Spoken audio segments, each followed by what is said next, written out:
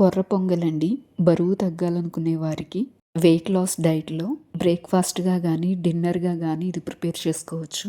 కొర్రలని ఒక 5, 6 గంటలు నానబెట్టుకోవాలి. నైట్ టైమ్ నానబెట్టుకున్నా పర్వాలేదు. కొర్రలు ఏ కప్పుతో తీసుకుంటున్నామో పెసరపప్పు కూడా సేమ్ క్వాంటిటీతో తీసుకోవాలి. సిమ్‌లోనే దోరగా వేయించుకొని వాష్ చేసుకోవాలి. కుక్కర్‌లో పెసలు, నానబెట్టుకున్న కొర్రలు కూడా వేసుకొని గ్లాసుకి 2 గ్లాసుల చొప్పున వాటర్ పోసుకోవాలి. అందులోనే ఒక పచ్చిమిర్చి చీలిక, 2 చిటికెడలంత మిరియాల పౌడర్, తగినంత ఉప్పు వేసుకొని ఒక స్పూన్ నెయ్యి వేసుకోవాలి. ఇలా చేయడం వల్ల మిరియాలు, పచ్చిమిర్చి ఫ్లేవర్ కొర్రలకి మంచిగా పడుతుంది.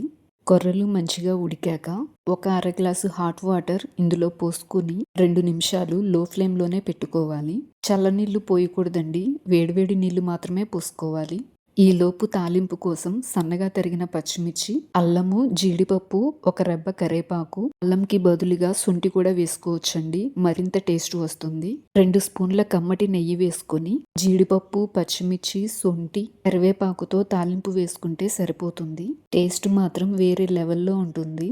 ఏ ఏజ్ వాళ్ళకి పెట్టినా వద్దనకుండా ఇష్టంగా తింటారు. అంత బాగుంటుంది. హెల్దీగా బరువు తగ్గాలనుకునే వారికి ఈ కొర్ర పొంగల్ చాలా బాగుంటుంది. ఒకసారి మీరు కూడా ట్రై చేయండి. టేస్ట్ మాత్రం అదిరిపోవాల్సిందే. ఈ వీడియో మీకు ఉపయోగపడింది అనిపిస్తే ఒక లైక్